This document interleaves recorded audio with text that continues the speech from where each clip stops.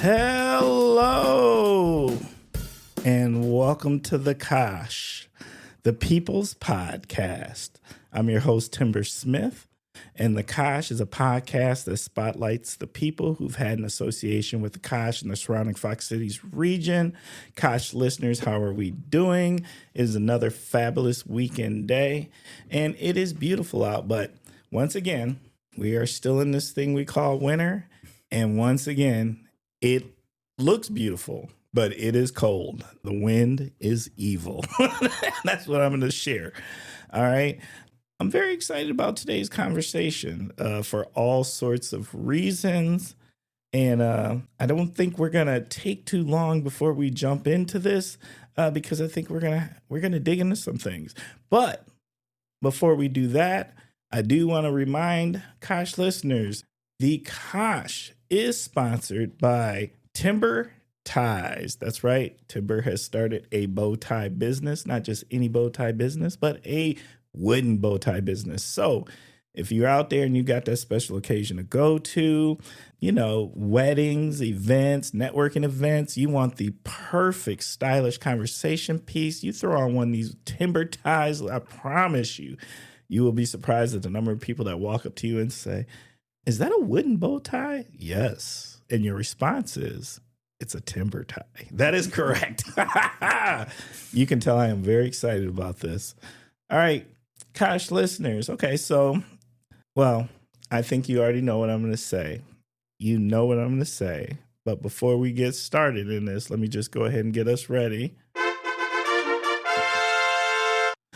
I don't know how we continue to get these amazing, amazing guests.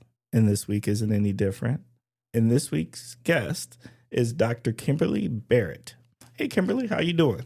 I'm doing great, Timber. So happy to be here. I'm happy you are here also. You ready to jump in, get started? Definitely. All right. Can you please share a little something about yourself and your association with the KOSH and the surrounding Fox Cities region? Okay, well, I came to the region in 2016 and came to work at Lawrence University as the Vice President for Diversity and Inclusion and Associate Dean of the Faculty. But while I was there, I served on many, many boards and committees. I was on the Belonging Committee. I was part of the United Way Board. I was even on the Bergstrom Mahler Museum of Glass Board. So you did that board? Yeah, lots of great opportunities. We were able to bring women and people of color who worked in the medium of glass for their art, which is something we don't often see. I love to be able to help bring to the fore underrepresented folks. And so I had the opportunity to do that in many ways. And since then, I have retired and recently published a book, my memoir, like many people do when they retire, but it's called Rethinking Race. And it's how my ideas about race changed over my life because of my son, my biracial, multiethnic son. So very interesting story, and I'm sure we'll talk about it more as we go on. But I'm originally from South Carolina, so born in the heat, here now learning to adapt to the cold. But what? Did you ever adapt? I did, because I'm probably the only person who's come south to Wisconsin. I lived in Canada for a while, so what? Yeah. So learn to enjoy all of the things that a winter wonderland has to offer: cross country skiing, snowshoeing, all that stuff. I did not know about the Canada. What did you get to do in Canada?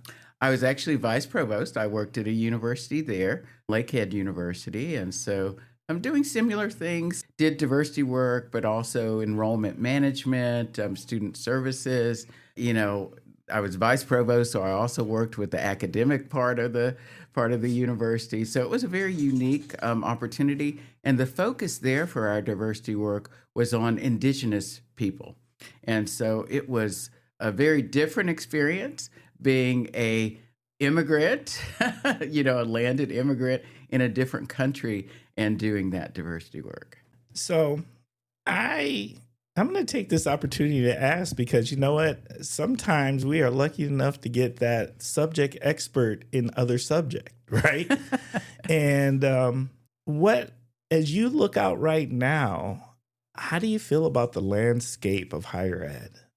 Well, I think we're obviously in a very difficult time, in terms of funding, in terms of pressures, ideological pressures coming from the current, administration, the current president. So lots of different things, AI, and Yeah. how that changes instruction. We just were coming out of the pandemic. So I think it's a very challenging time, but with challenges also come opportunities to change the way that we do our teaching so that we more effectively reach a broader range of people, an opportunity to stand up and show what our values are, to be very clear about what the mission and what the vision is for the kind of society we want to create, the education that we're providing. I think a fundamental part of a democracy, a functioning democracy, is having people who understand the unvarnished history of the country that they are in. And Facts. so I think pushing back on some of the pressure, it really takes courage. So it's an opportunity for people to stand up, to be courageous, and be a role model for what it means to be an inclusive, multicultural, very effective democracy that can, be a beacon for the world, which is what we have been for many years. And I think we're struggling with how do we maintain that in the current moment. I struggle with the current villainization of higher ed. Like that's just a tough thing to palate.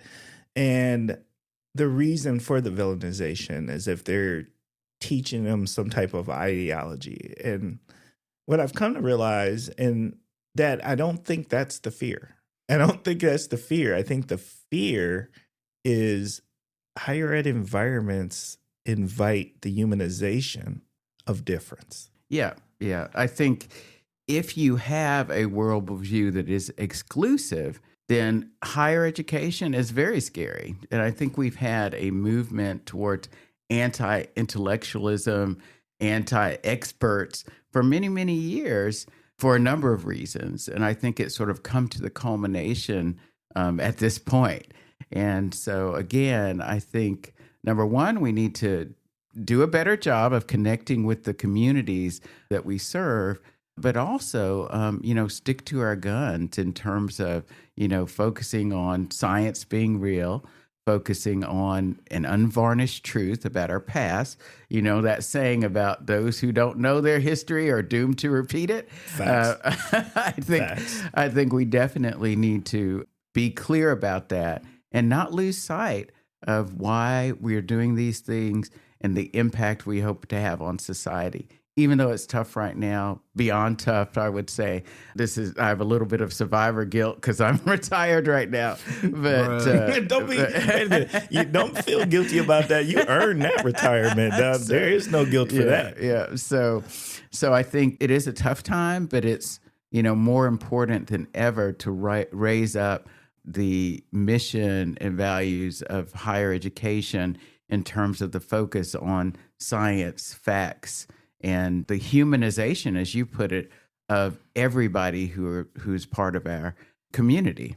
So at some point you made your way, it sounds, from Canada down here into Wisconsin. Yeah. And landed at Lawrence University. How was it moving to the region? And it sounds like you got really involved in a lot of boards. And if I can ask you, sometimes I think if you don't know about boards and the opportunity to participate in them or the purpose of boards and the good that they do, you miss out.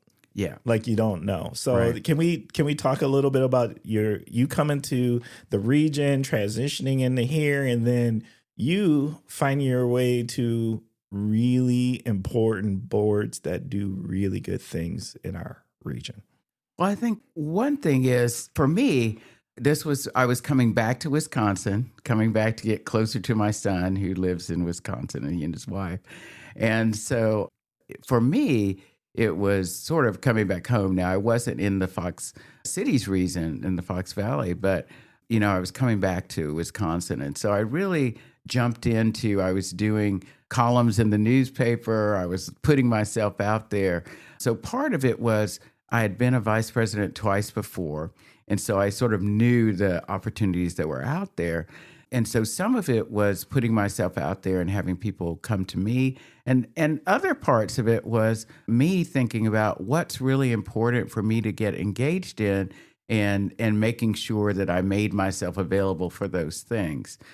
Like we mentioned the Berkshire Mahler Museum of Glass. That's not something I would have ever thought about doing. However, the chair of the board and the executive director at the time came and had a talk, came to my office, made an appointment, talked to me about being on the board. And so I thought it was something different, but very important for me to be involved in. For the symphony, for example, I was on that board for a while. I reached out to them. So, it's a different, it really depends. But I think you have to be willing to put yourself out there, let people know that you're willing to do it. And those who want to have diverse voices on their board, we all know the research about how that makes you better, more productive, more effective, and helps the bottom line, will reach out to you. And if they don't, go ahead and make yourself known to the folks that you would like to get involved with. So in your professional journey, it sounds like at a point you had, and I don't want to minimize it, but it sounds like a DEI role at some point, right? Yes, definitely. What's your viewpoint on how everything has turned about with that and all of that? And I mean, you're sitting across from somebody who also had a DEI role. Yeah, I want to leave it as broad as possible and see where this goes. I think in the human journey that we share together and how do we provide for everybody's needs across our differences, this work continues no matter what you call it. Facts. For example, think that equity is a wonderful word, right? I think inclusion is a wonderful word. Yes. And diversity is just a reality. I mean, demographics change.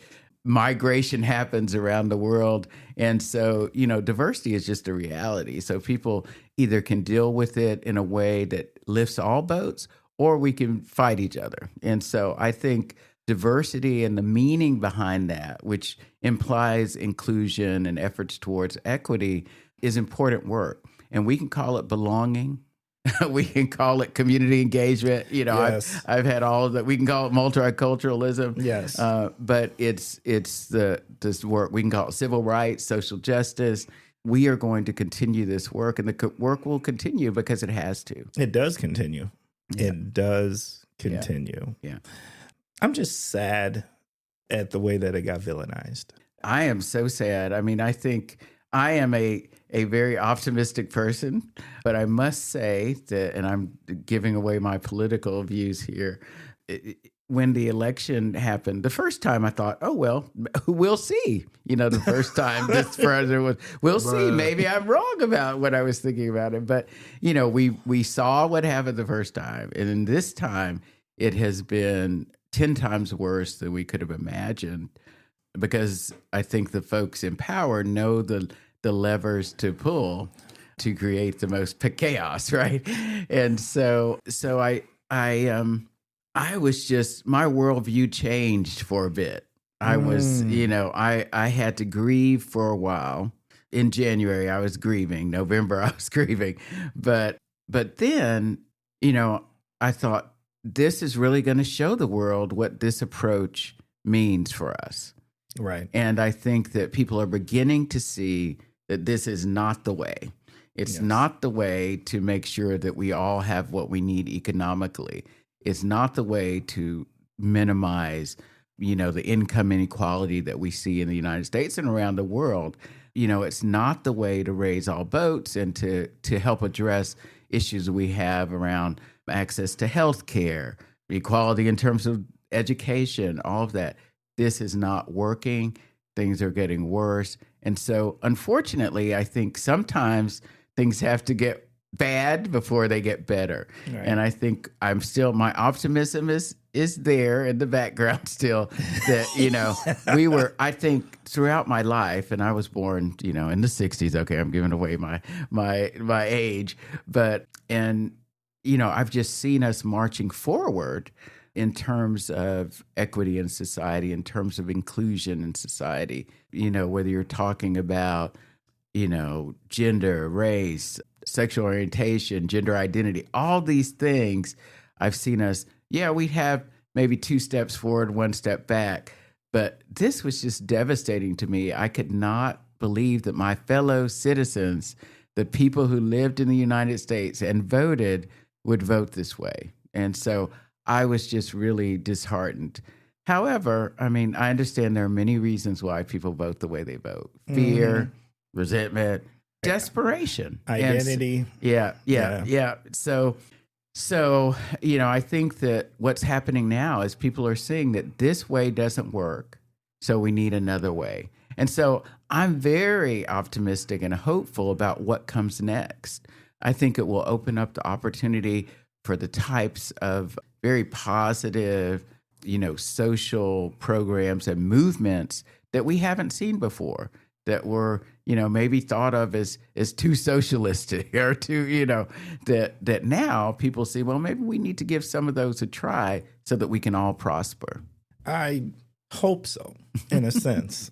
I guess my biggest disappointment in what has happened, in a sense, is like, I don't know about you, but I like my politics non-disruptive and quiet. Yeah, definitely. Like, I don't want to live it every day. Definitely. I don't want to wait for the shoe to drop and always wait. And wait, not just wait for it, but for shoes to actually drop. Yeah. Like, I want to be able to focus on my personal life, right, and not worry about what my government is always doing. Yeah. And we saw the first time around, it was a disruption. Right. Like, every day, right, there was something. Right. And that, to me, at that level, just doesn't show great leadership. No, I think what we see in terms of, I think the role of the government is to serve the people. Facts. Right? Well, that's what government is. Right. And so I think the people who are in office now don't see that as their role. And I think there's a mismatch between, what we need from the government and what they can offer. I think what they're offering is incompetence and disruption. And you're right. It's not just worrying for the next, shoe to fall. The shoe always is falling. It's always falling. So I think this is really, just to put it plainly, a mess. and I think that it's showing how this approach does not work. Yes, it is a mess. And where one of the things that always give me like pause are like those people who feel like we should be putting business people in charge of government. And the reason I say that's always like, that's not a good idea is because government's not a business. Government is service. You put monies into it, your taxes, and those taxes are to serve the people. That's correct. It is not meant to be managed. Businesses are to make money. Right. That is not what government's supposed to be doing. We're not supposed to be making money. We're supposed to be utilizing the funds to serve those people, the residents of this country, with services. And I get so confused when people think some business person is going to come along. Their frame of reference isn't even aligned. That's right. And so it frustrates me. Yeah, that's right. I think that it's, culturally in this sort of capitalistic society, we see it as sort of unbridled. Our sort of measure of success becomes money. And so that is problematic when you're talking about a aspect of life where you're supposed to serve. Correct. And some of the folks in government now have never served anybody. They haven't served in the military. They haven't served in politics. They haven't, so their frame of reference is different. And, and again, I hate to delve this pinpoint onto our current administration, but they haven't even done it successfully when they were in the private sector.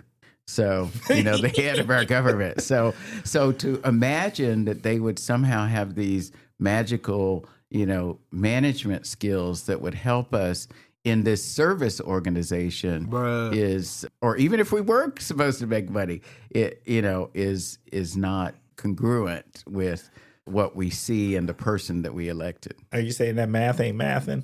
Right. That math ain't mathin'. Right. That's correct. All right. So what made you want to write a book?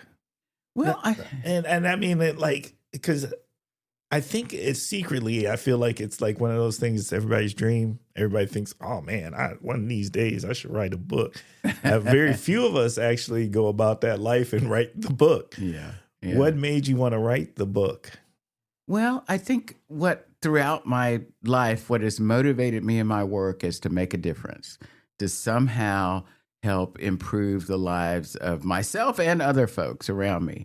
And so I've been so fortunate with this sort of unique life that I've had.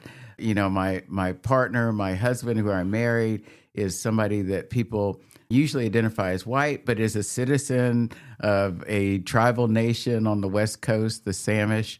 And we had this wonderful son and, who, was different than we expected in terms of his appearance and everything, but wonderful opportunity. And we had challenges, but I think we addressed those and dealt with them in a way that helped us grow, and hopefully the folks who were engaged in those experiences with us grow as well. And so I thought, well, maybe these might be, helpful to other folks to hear about them. And so I didn't initially go to writing a book. I thought, well, how can I incorporate these into presentations that I do? So I, would put a little bit about it, about life with little t. Little t is what we called my son affectionately, into different presentations I would do.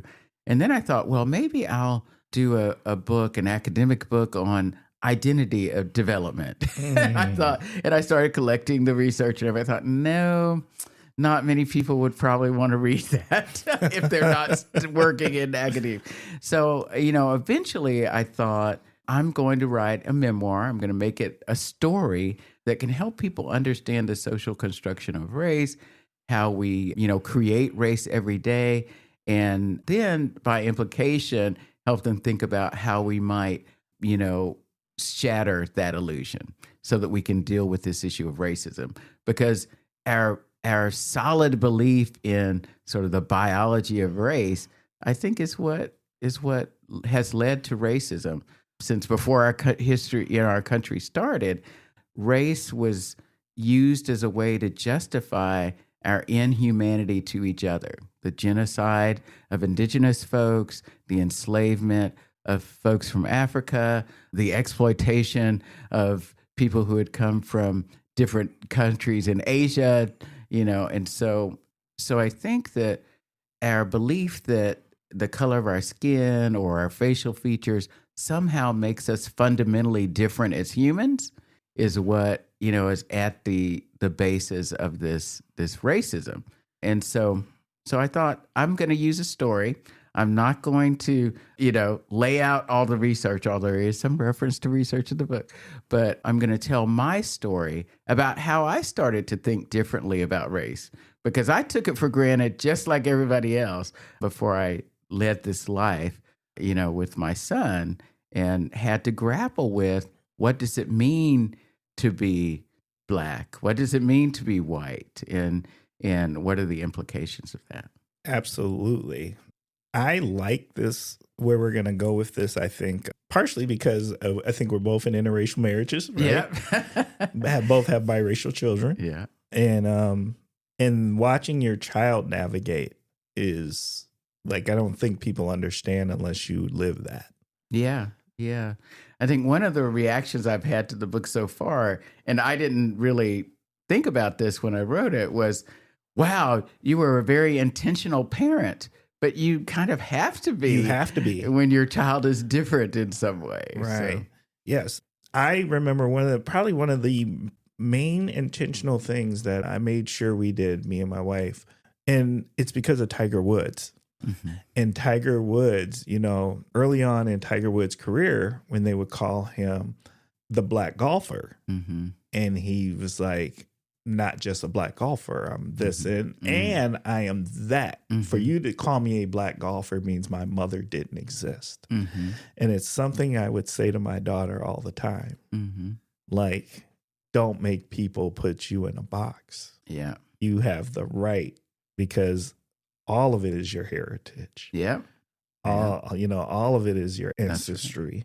Right. And you don't let people put you in a box. You go by the titles you choose, you want. That's right. And I tried to create that space for my son to do the same thing. And part of it was, how do I intentionally let him know about all of his heritage? And we always lived in places that actually were, where people who identified primarily as white lived. Okay. And right. So I didn't grow up doing Kwanzaa, but I started doing Kwanzaa every year so that we had an opportunity. right. And sometimes I was the only one with brown skin, but so that we would have the opportunity to talk about the African diaspora and their accomplishments and just traditions and all of that. So it provided a space, no matter what people might think about that, it provided a space for us to, on a regular basis, have those discussions and share that with other people and normalize that. We also were lucky enough to receive frequent communications from the Samish Nation, CDs with their songs and newsletters and, different paraphernalia from the tribe, which was great, and he still receives that to this day as an adult. And then, even my husband's Danish and Irish, heritage, talking about those and acknowledging those as well.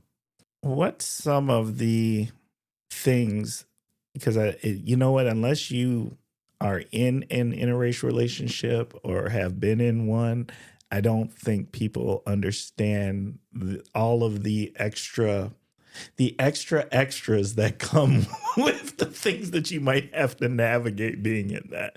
What are some of the things you have learned or have experienced that help shape what you believe today? Well, we encounter folks, and of course, again, my age, more than 30 years ago when we were in a small Western Kentucky town, believe it or not. So, not quite the South, but they proudly embraced the Southern culture. So, you get stares and things like that, which you can deal with when you're just a couple. When you have children, then it becomes a little different. And so the way that, my husband used his privilege was, if we walked in someplace and were stared at, he'd go over to the person who seemed the most disgruntled and introduce himself, introduce me, say, "Isn't our kid beautiful?" Do things like that.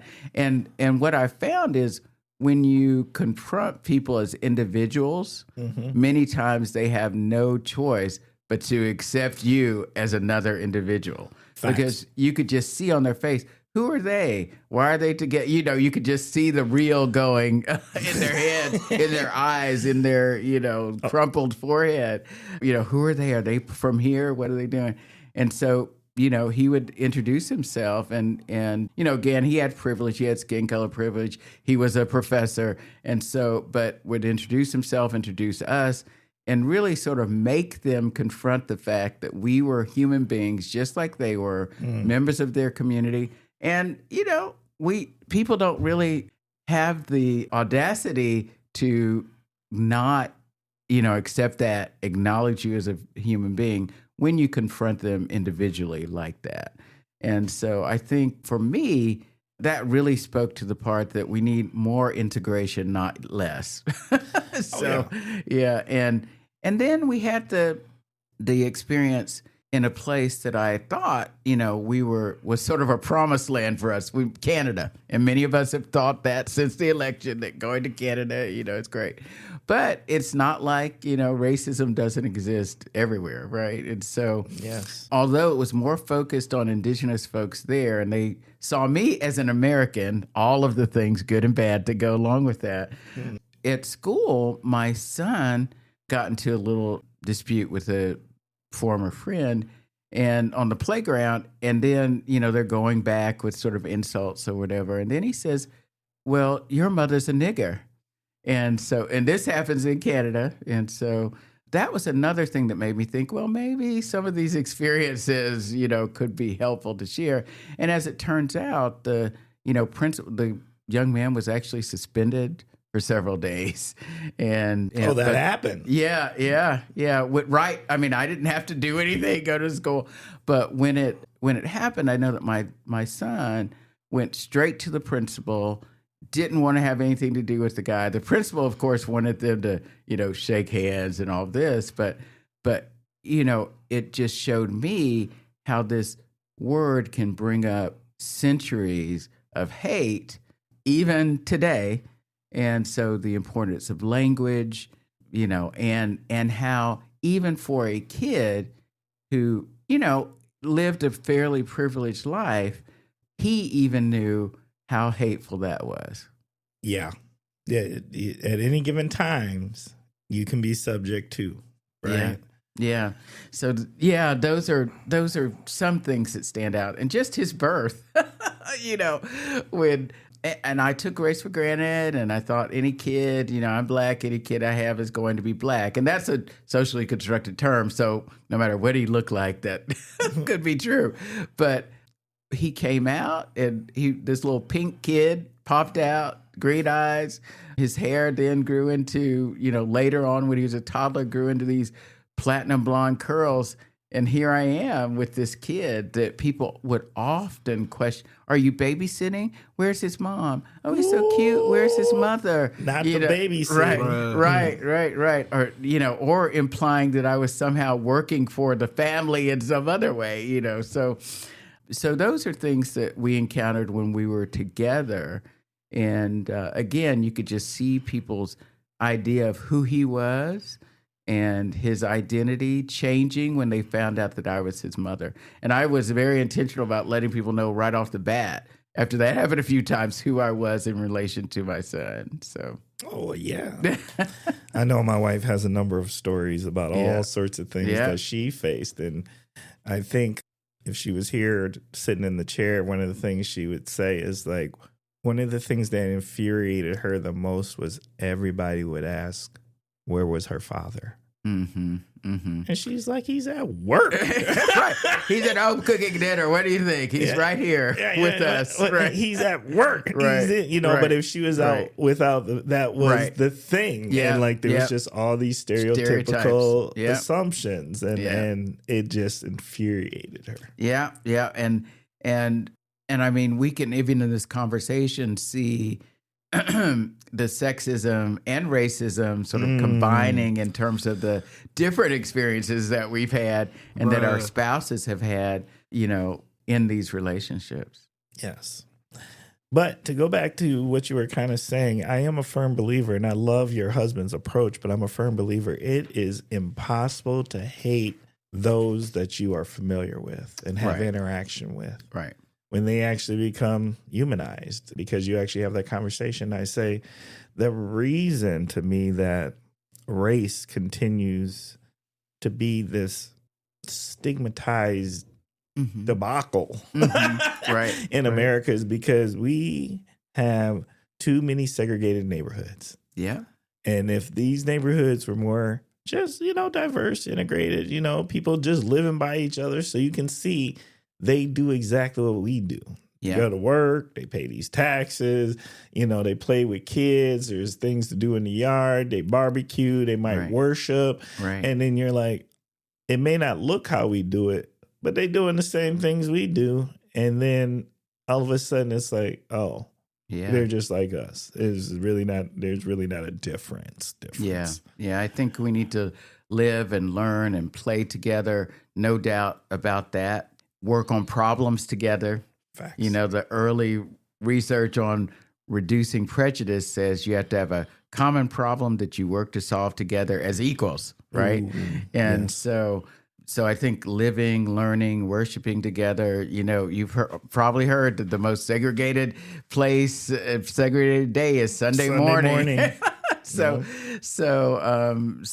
all of that is important. I think also understanding where our ideas about race came from, because before we were all living here in North America, we had ethnic conflicts, but we didn't have this conception of race the way we do now until we all came together here in the Americas for the first time to live.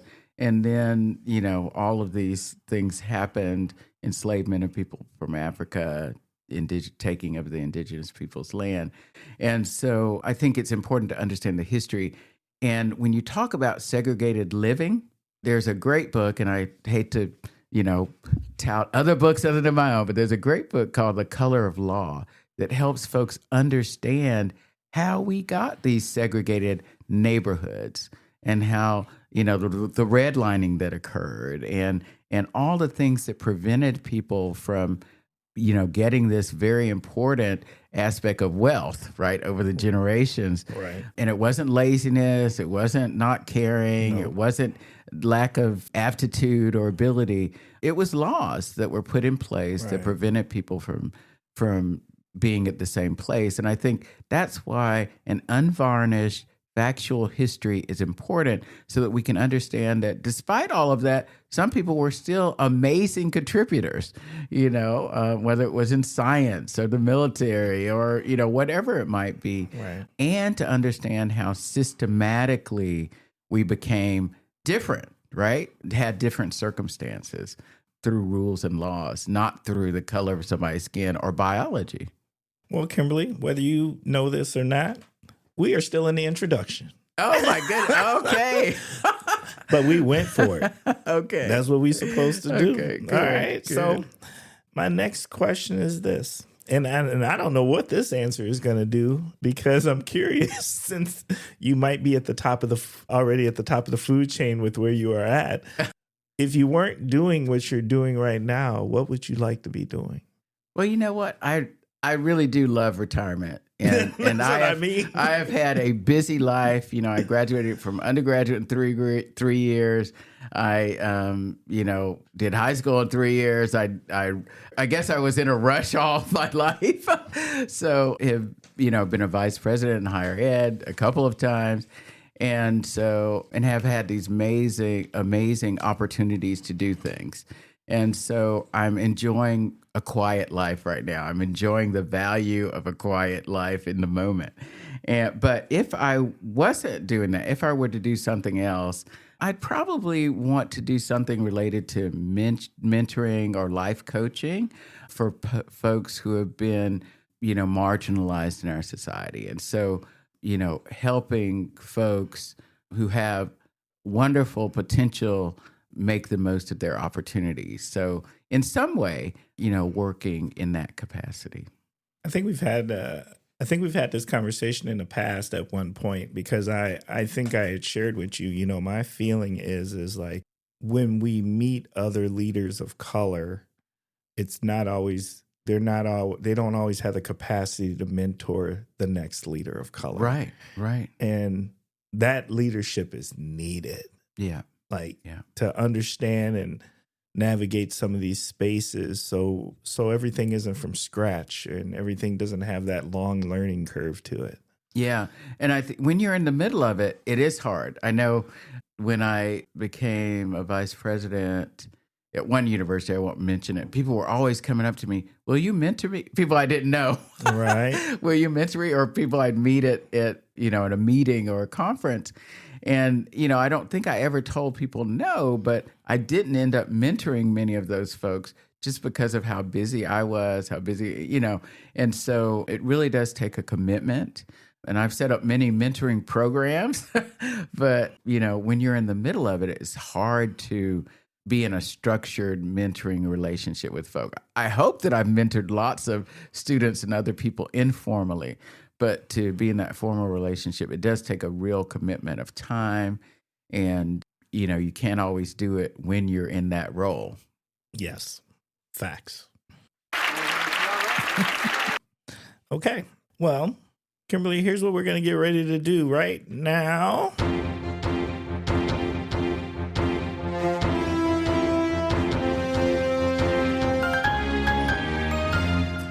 All right, Kosh listeners, you know when you hear that sound, it is time for the topic of the week. And the topic of the week is chosen by our guest 99.9% of the time. And guess what? This week isn't going to be any different. So, Kimberly, what is our topic of the week? My new book, Rethinking Race, a memoir. Let's go. Okay, well, and actually we've gotten into some of it because it talks about parenting. It talks about leadership, particularly women's leadership and my leadership journey. You know, it talks about othering and belonging and all of those important topics. So I really think that when you think about this book, I wanted it to be not too long. It's less than 200 pages. It's a relatively quick read, but I think it is very thought-provoking. Many of the people who've read it said, well, I loved it, but I need to read it again so I could think about all the things that are in there. So I'm happy to talk more about it today. Hey, let's get into it. I think that's a great place to start. What were some of the things that people have shared with you that they found most profound in reading the book? Well, given the time that we're in right now with the approach to a very aggressive approach to immigration, and I would say anti-immigration in this country, I have a chapter that's called Immigrant. And so it's about when I, went to live in Canada. And even in that friendly situation, until you've gone to live permanently in another place, it's very difficult to understand the anxiety around even going through it legally. Even me, as someone who was offered a job first and then was applying for permanent residency in another country, once you put your papers in, it's sort of a black box. You don't know anything about what's happening until they give you a yay or a nay. And so I think people don't understand that folks who might not have legal status may be in the process of getting that status, but still be here. And so one of the things that people have said is the idea of immigration, my experience as an immigrant and the way it changed the way I looked at it. I had never thought about myself other than an African American who was a U.S. citizen, but then to go to Canada and be seen pretty much as although as a visible minority, to be seen as an American, a U.S. citizen, and all of the stereotypes associated with that with me, what good, bad, the ugly American, all of that. And so that was a different experience. It was both freeing in some ways, but also made me very much aware of the opinion of the world's opinion of the U.S. in that context. So what don't we know? Because I do think we are highly ignorant of how the rest of the world views us, because I really do think that Americanism positions ourselves that we're the center of the world, right? And so we don't even worry about what other people think about us, right? To a certain extent. What did you learn how people view Americans? Well, I think that they were very curious about racism in America because it was a different thing where they were. And so I think that's one part of the ugly American. When I was there, and this was during a different time, they both saw us as very entrepreneurial and independent, ruggedly independent, but also they saw us as somewhat, and I say they, loud, rude, opinionated, all of those things and I would say today, I think they're probably scratching their heads and wondering, how could you all do this to the world? How could you unleash this on us? And, I think that I was there doing 9/11, and there were American flags up and down the highways. There was all kinds of camaraderie and, support for us. But I think that today we have really, lost that because of the way that our president talks about Canada as a 51st state, threats to invading Greenland, and put that with that threat. And so I think people are scratching their heads and really not trusting us. I think distrust is probably the thing that I would say now when I, talk to friends and things in Canada. So I would say distrust and scratching our heads. what's going on with you guys? Have you lost your minds? Why would people do this? And so just distrust that although they know this presidency is temporary, we could do it again. Right. I think that's the trust we lost. Like, I think we got a pass on the first presidency. Yeah. Yeah. But we ain't getting a pass. This is very much the fool me once saying that is out there. I don't think, because I think now the world may think at any given time we may put similar leadership back in for whatever reasons. Yeah. Yeah. So yeah, it's sort of a love-hate. It was a love-hate back then, and now it's, distrust, huge distrust. And I think very ethnocentric. I mean, when I think about it, what you were saying, and I think it's an accurate thing that we do tend to be ethnocentric in terms of our view of the world. Other places people learn multiple languages. My son was learning French because Canada has 2 official languages, English and French. And so, at our graduation, there was a retired faculty member who was, a member of the, I think, Ojibwe tribe, and he would open with the prayer in his native tongue for the graduation ceremony in traditional dress. And so we tend to think of American as being one homogeneous thing when we are probably the most multicultural country in the world. And so we should not acknowledge that and embrace it. I think we would be better received by the world. So anyway. Oh, no, facts. Yeah. Okay.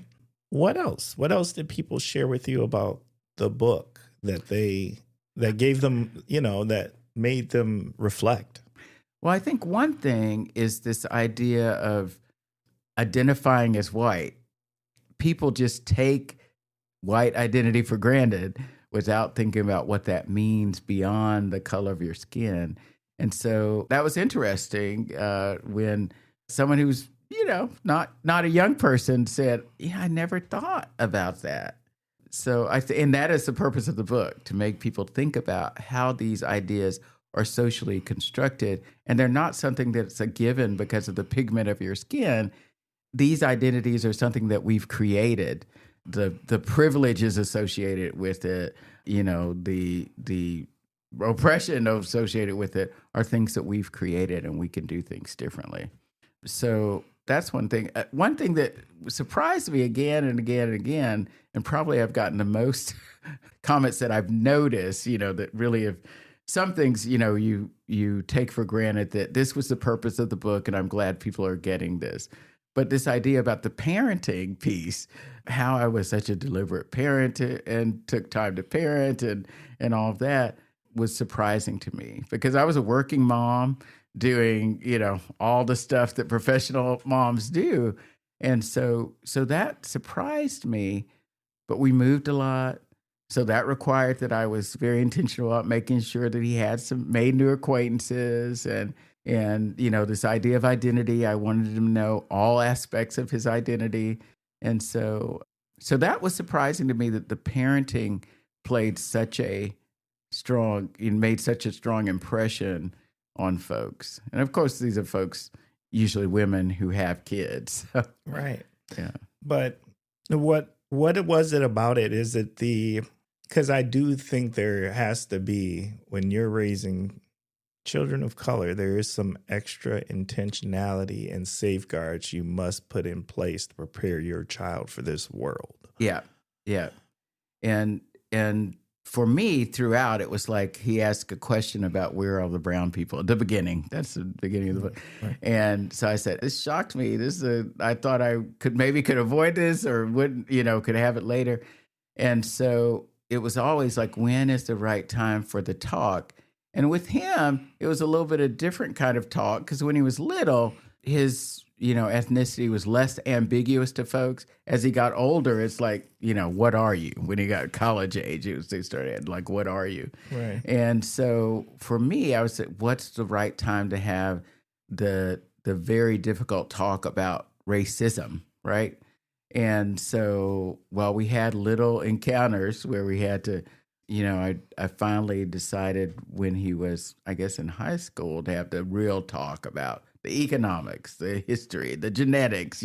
There was information coming out then about all of that. And so that is a thread throughout the book about when do we have this talk. And you have different age appropriate pieces of it throughout their lives, right? Right. But just this issue of the talk. And that, I think, is the thing that all people of color have in common with their kid is when do you tell them about this soul-crushing racism that we have in the world? Well, do you even get the privilege to tell them first? Right. Or does school expose them to it first? That's right. And then that's right. You're not on offense. That's right. And then you're on defense. That's right. So because to me, I think that happens more often. That's right. That's correct. Because you don't want to burden a kid unnecessarily with this, but it is out there and it will touch their lives. So no matter who they are, it touches their lives. So you may be, if you identify as white, you may be able to avoid it for a while, but it's going to, come into your life eventually. Oh, hands down. Yeah. Hands down. Yeah. Whether you want it or not. Yeah. Even with the very best support systems in place. Yeah. Well, I want to open this up to just give you the chance to talk to the KOSH listeners about the book. No question, no nothing. Why they should go ahead and purchase it. Where can they purchase from? Okay. And where you might be seen. How can they, if they read this thing, and the great thing is you are local. Yeah. I can't promise all KOSH listeners are local because they're not. We have a good following. Right. But share whatever Okay. you think is really important right now and how people can connect with this important read. Well, I think in this time of deep divisions in this country, this is really a book that illustrates how we are really one, and it also helps us understand how we've come to this point of having, these divisions of black and white in our country and what that means. So it's a relatively quick read. I've heard some people say that they couldn't put it down, read it in 48 hours. So I wouldn't recommend that necessarily. I know everybody's busy, but I think that it is a book that's relevant to the moment that we've had, and it's relevant to everyone's identity. And whether you're, a parent, a woman in a leadership position, someone who just wants to understand these concepts of othering and belonging, it's a book that, can help you do that in a way that I hope is accessible to everyone, easy to read. You don't need a graduate degree to understand it. And so I would encourage people to give it a look. You can get it online, almost anywhere you buy books online, Amazon, Barnes and Nobles, even Walmart is selling it online, a number of places in the U.S. and in Europe, actually, online. I'm from Fond du Lac, so Lunar and Lake, a little local bookstore there, has it if you're ever on Main Street in Fond du Lac. And then on March 7th, I'm going to be at the Barnes and Nobles in Appleton doing a book signing, so there'll be books there as well. And then after that, I'm going to head down south. I did have a position at a school in Alabama, so I'm going to be in April making a couple of stops down south. Okay, that's amazing. And so then I also want to make sure we clarify you are available for keynoting and yes, definitely to host talks about this, workshops about this. Definitely. You do all the things. I do all the things. Facts. All right. Okay. Is there any last things you would like to say about your topic of the week before we move to the next segment? No, thank you for the opportunity. I think we've covered it. We've covered it. Yeah. All right, beautiful. Okay, next segment. The next segment is called the Soapbox, and this is an opportunity for our guests to get on their soapbox. And that can be about any topic they choose that they feel passionately about. Kimberly, what's on your soul? Well, we've been on my soapbox, so thank you. for talking about these things.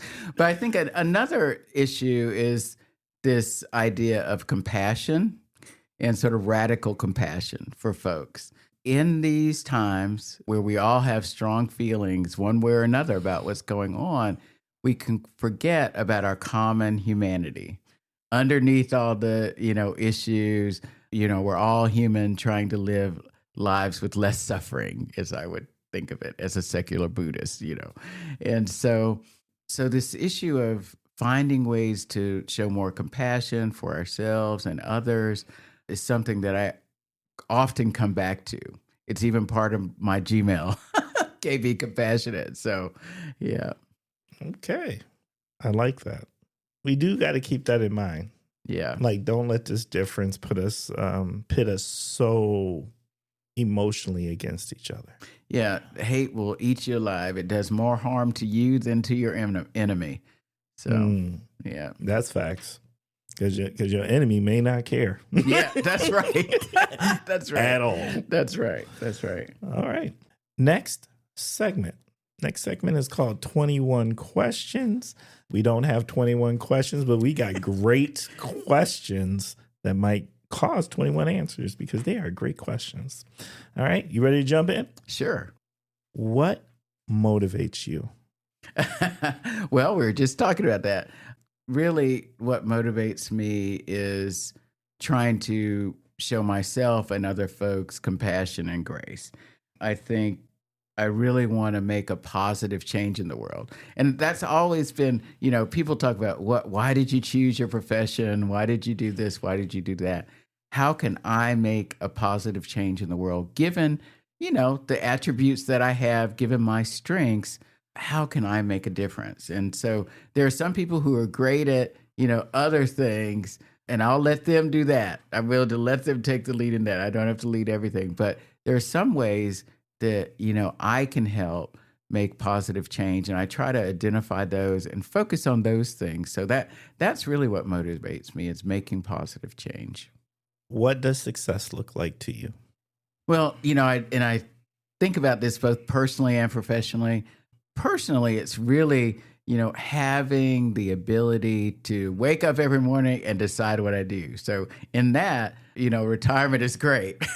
So I could really do that. But even, when I was still working, being able to choose, have different things that keep life interesting, but really are focused on making a difference. And so that's why the DEI work was perfect for me. I felt so privileged to be able to do that.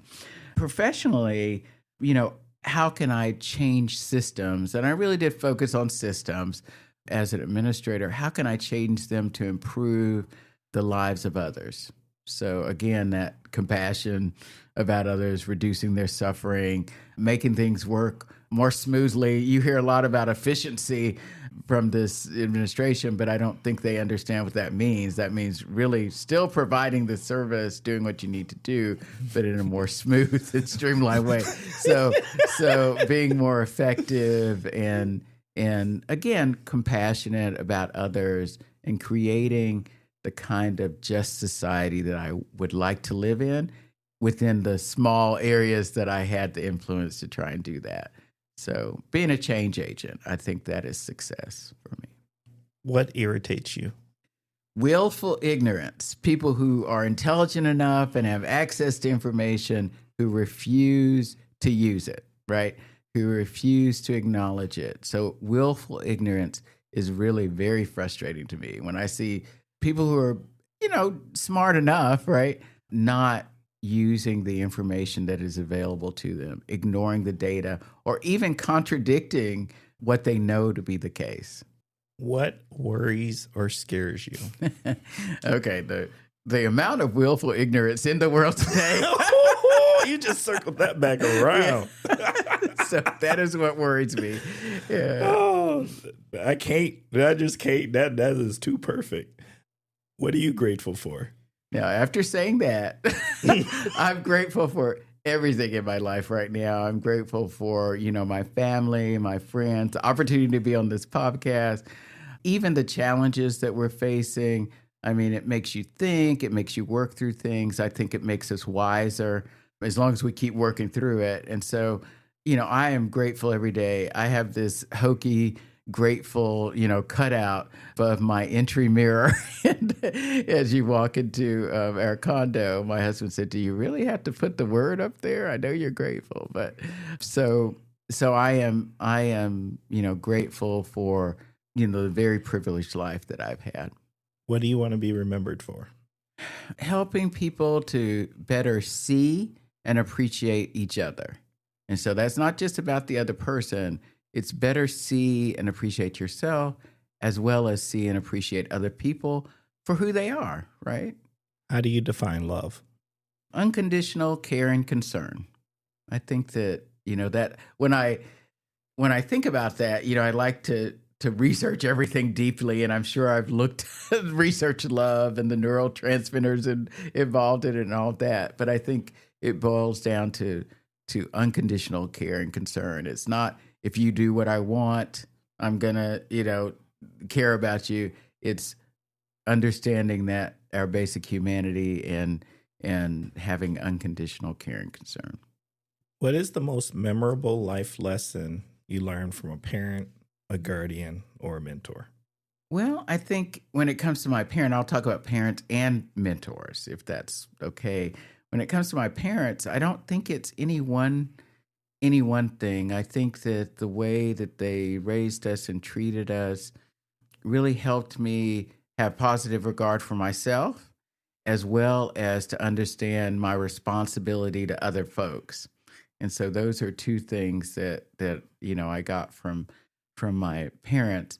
From my mentors, I had two mentors who, you're young and you're doing well in your career, and, you're young and think you know more than you do, right? So I had a couple of mentors who would take me out, African-American deans, academic deans, who would take me out for lunch every once in a while. We were on Dean's Council together. And two things that they taught me that have really served me well professionally is, number one, don't take things personally, because it's not all about you. You don't know why that person is acting the way they're acting. Keep the goal in mind. What are you trying to achieve? Don't react to that. It's not always about you. The other thing is not to let them see you sweat. And now that might sound pretty Machiavellian almost, but really, I think what they were saying is, don't let people push your buttons and lead you around emotionally. What you need to do is, again, keep in mind the goal, what you're trying to work on. Don't take it personally, and don't let them see you upset. Because if somebody is trying to, thwart what you're doing, and they learn how to push your buttons, they're going to be pushing those buttons all the time, So I think really what they were telling me is to focus on emotional intelligence, develop emotional intelligence. And so I really appreciate those two pieces of advice throughout my career. Don't take it personally, because it's not, most of the time it's not about you. and then never let them see you sweat, which really means, use emotional intelligence. Don't let people push your buttons, because then they'll control you, right? So Facts. Okay, so let me set the scenario.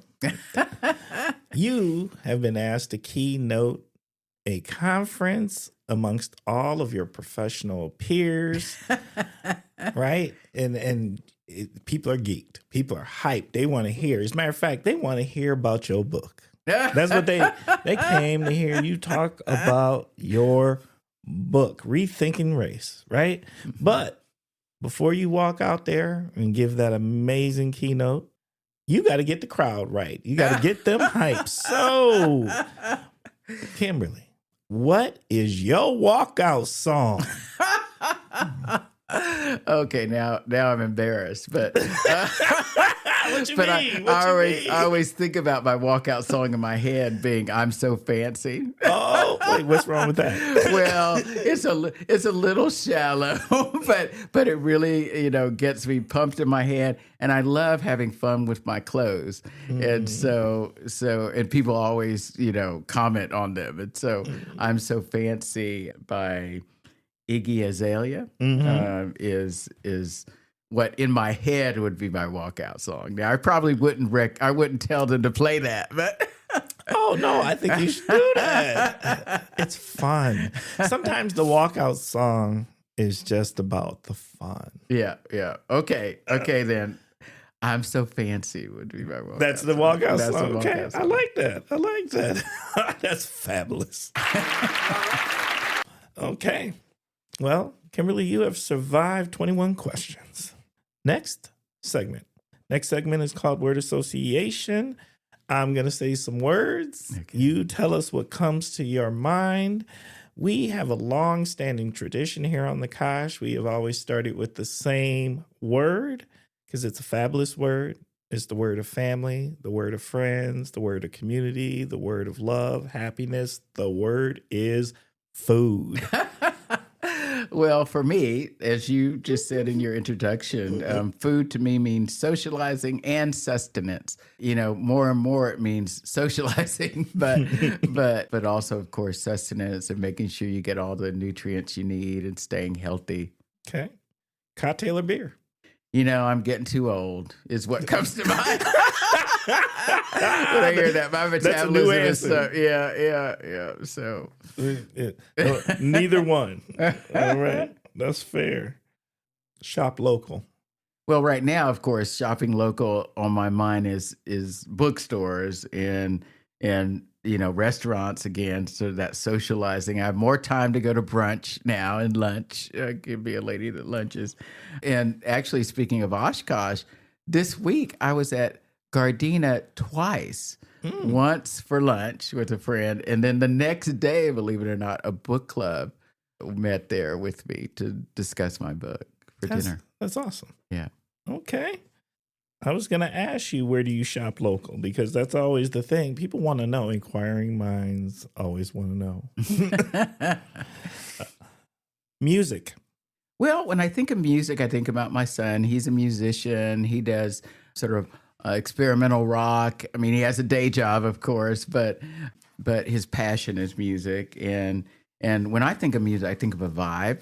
We were talking about the walkout song, but also different times of my life. Different music evokes different periods of life and different emotions. I have my songs when I'm sad that I would just want to wallow in it for a while.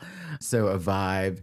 And then also world music. I love just all kinds of music. World music has always been a passion of mine. When you driving in your car and you go into the grocery store, what do you be rocking? Oh my gosh. That's how I'm gonna put it, right? Because I feel like that's an intentional quick trip. So, oh my gosh! Well, this is terrible, but I do all of those compilations, like This Is Music, whatever, and that's how I try to keep on top of some of the stuff that's happening. And I have to admit, I haven't done one in a couple of years, but I have all the old ones, all the compilations, but. I might listen to, I'm trying to think of, I could listen anything from Anya to house music, could be. So I feel you on the house music. Streaming. Oh gosh, streaming. I do a lot of home and garden television, HGTV, but I'm also watching something that's a little disturbing, but I can't turn my eyes away, Paradise. So I started on Paradise and then I fell off of it and I just never got back into it. But those first 3 episodes had me. Yeah. And then another thing I'm embarrassed of it, Bridgerton. Why are you embarrassed about Bridgerton? Apparently the whole world is watching Bridgerton. The romance of it, right? So community. When you say community, I think inclusion. That was just simply put, inclusion. Love it. Okay. We have completed word association. Next segment. Next segment is called the KOSH Hidden Gems. All right, this is an opportunity for our guests to share a hidden gem. This gem does not have to be in the KOSH, but it could be a hidden gem that you think a lot of people know about, but maybe they don't know details about, or maybe it's something you don't think a lot of people know about in our surrounding community. What is your hidden gem? Well, I haven't even had a chance to go to it yet, but I've been meaning to. The Dumpling House. I think there's a new restaurant in town. Oh, And so yes. that I think is a hidden gem. I would do dim sum if I was in like a big city. I love dumplings, right? Me too. And so I haven't found a place to really, meet that need here. But I hear the Dumpling House might be the place. I've been itching to go. Mhm. I need a dumpling partner. Yeah, okay, And I'll I be it. and I'll I be and it. I tell you, my wife isn't. She's not against dumplings, but she's not a dumpling fan. Mm-hmm, Right? mm-hmm, I love dumplings, mm-hmm. and especially like dumplings if they're like a good fry, just Yeah, a little crispy, yeah, yeah, just the right. yeah, They are fabulous. yeah. Okay, I'm gonna give you a dumpling suggestion. If Okay. you've not gone to Mad Elephant in Appleton, their dumplings are fire. Okay, let me write that down. Yep. Mad Elephant. They are amazing. Kosh listeners, you also go check out those dumplings at Mad Elephant. Actually, their Thai food overall, just fantastic. Fire. Okay. On to my favorite segment, and that is called Story Time. And Story Time is an opportunity for our guests to share a story with the Kosh listeners. That story can be about absolutely anything. So, Kimberly, what's your story? Okay, since we're on the topic of my book, Rethinking Race, I'll share the story that it really revolves around, and that is the birth of my son. So it might be more about me than you want to know, my pregnancy with my son. When my husband and I married and we talked about having kids, we thought about the environment, we thought about the financial, implications, we thought about lots of things, but we didn't think about race. And so when we would, imagine what our child would be like, what they would look like, I remember one morning we were laying in bed and my husband was like, the other day I saw this beautiful girl with, brown hair with some little highlights, reddish highlights on it, light brown skin. I thought that might be what our little girl would look like. And I thought, oh yeah, that'd be great. Because of course, being a woman, I thought I was going to have a little mini me, so a little girl. And then he said, well, or maybe he'll be like a redhead with freckles like my oldest son. And I thought, nah, that's not happening. That's not going to be. It's going to be, our child is going to be black. And to me, that meant brown, like me. And he's like, where am I in this equation? And, I thought, he's a professor. He's just thinking about what's theoretically possible, but not probable given our society, right? And, I end up having to we go to birthing classes, but I end up having to have a cesarean. So, and of course, our little son, little T, that we call little T, decided to arrive a day early. So we did have to do some of the breathing and stuff together. And so, we had the calming music and Terry would start me doing the counting and then he would, stop before I was ready. So I was sort of the little angry person in the waiting room waiting to have my cesarean. And so we, went to the operating room. He was able to come in too and, prepared me, for that. I had the anesthesia, the block and everything. And then I saw my husband sort of look away when they were, opening up the incision to pull our son out. And then our son is out. And the first thing my husband says is, he looks just like my mother. And if you see pictures of our son when he's young with Terry's mother, he in fact does, right? And so, and then I look and he's my pale son with the little reddish brown hair, which later grew into these blonde curls. And that began sort of my journey of really understanding the social construction of race. So that surprise of our son's physical appearance. So, wow. I think that is a moment that many of us interracial couples have when we have children is what is the child going to come out and look like? And we forget, as parents in general, we forget how biology works sometimes. And you know, there are a lot of different genes floating around in there that could come together. And, things we don't know. Right, that's right. Because we don't all know what's in our family. That's right. So that was a very interesting sort of beginning to my odyssey. Okay. Well, thank you. Thank you for sharing. You're welcome. Okay. Well, I do want to just take this moment right now to say, Dr. Kimberly, thank you for being here on the KOSH. Well, thank you so much for having me. All right. KOSH listeners, you know what that means. We are going to start wrapping up this episode. All right. So I just want to take a moment and say to you, thank you, thank you, thank you.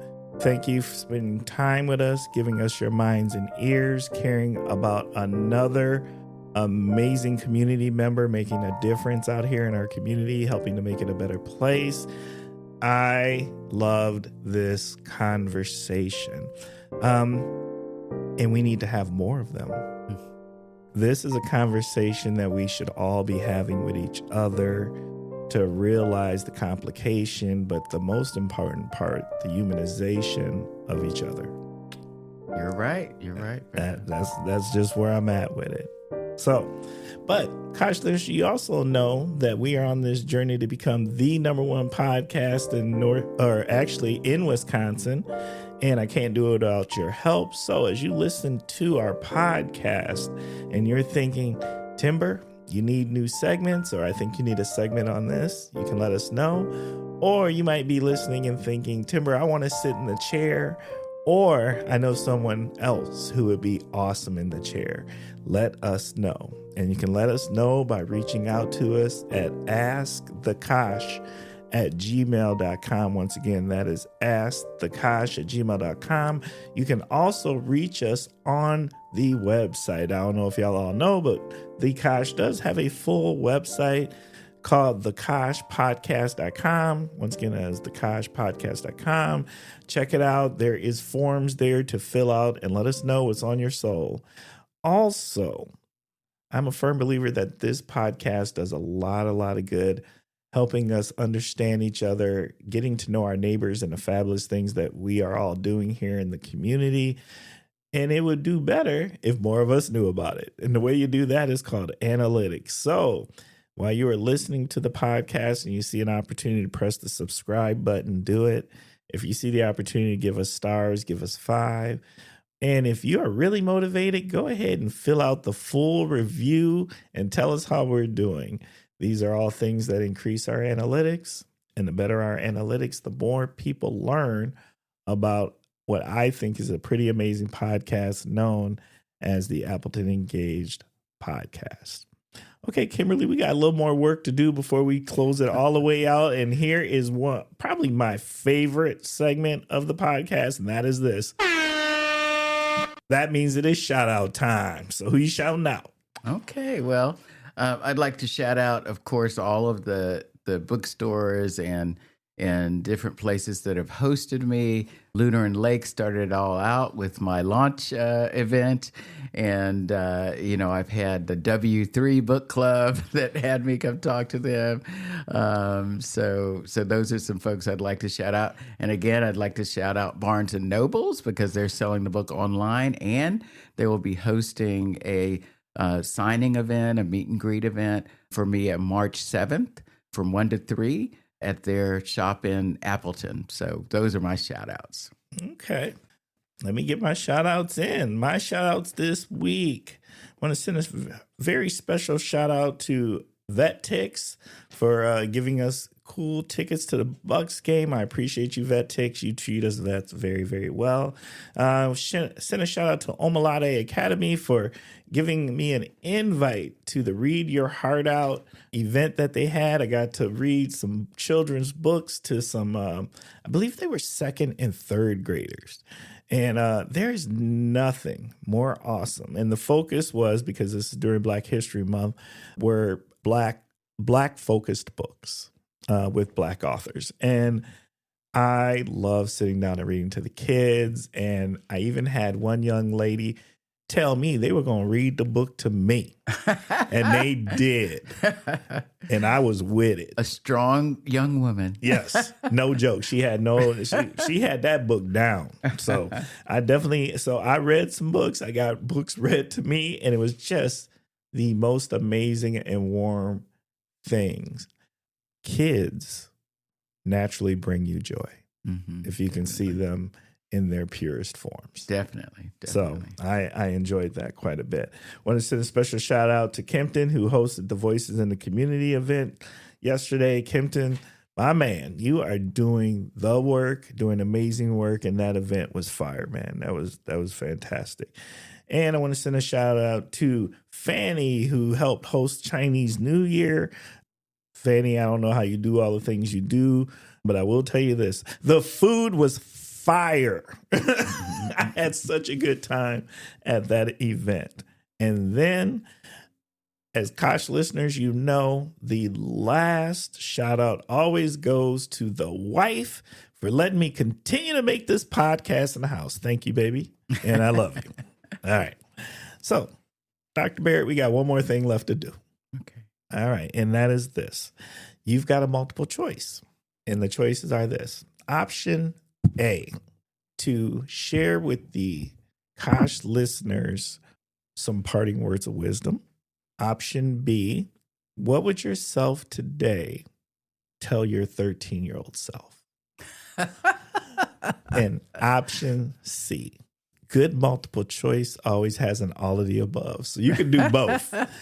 Now, how we getting down? Well, let's start with some words of wisdom, and then maybe we'll see how that relates to my 13-year-old self. Right. And I'd probably share these words with her. And so, first of all, I'd say keep the faith that love will, I think, in the end, conquer hate. And I think that, love for ourselves and others. And there's a couple of quotes. One is by Herman Hesse. And he wrote, "It's not our purpose to become each other. It is to recognize each other, to learn to see the other, and to honor them for who they are." And so I really like to live by that. I actually integrated those into my husband and I renewed our vows at our 10th wedding anniversary, and I renewed that put that as part of it. But I'd also emphasize that sometimes people think love is a squishy thing, a soft thing, but I think love is a fierce thing. And it requires us to stand up for other people, to stand up for ourselves. And so I would say another quote from Paulo Freire is, "Washing one's hands of the conflict between the powerful and the powerless means to side with the powerful, not to be neutral." So love requires us to take action, to stand up for ourselves and other folks, those who, might be the most vulnerable among us. And so, I think love conquers hate, but it's not a passive thing. It's a very active thing. All right. Kimberly, what'd you think? Oh, I loved it. Thank you so much for the experience. Thanks for making time for being on the KOSH. The KOSH.